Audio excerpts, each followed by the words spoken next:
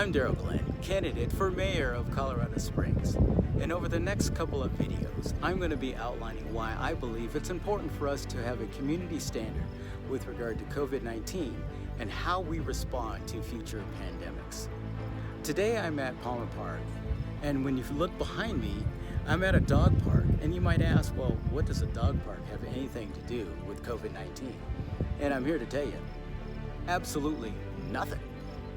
But who doesn't like a good animal video? So I hope we have a couple of dogs that want to be stars today. COVID-19 has unfortunately made its way back into our headlines again this week. And I think we all can agree that COVID has forever changed our way of life.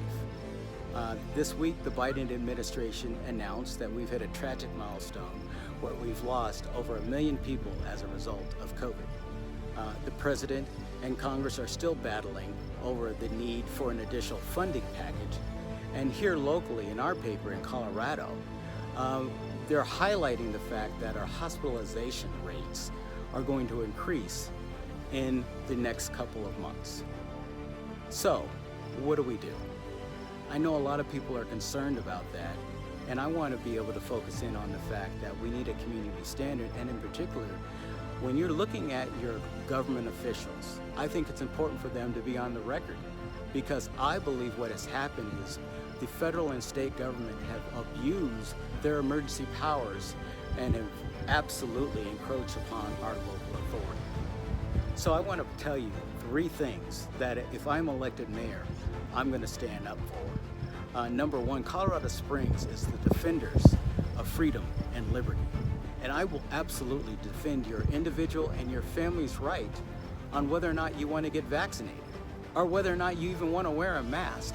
I think it's important that the government respects that individual right. Number 2, I will absolutely make sure that we do not have a 2-class society. What I mean about a 2-class society is one for the vaccinated and one for the unvaccinated.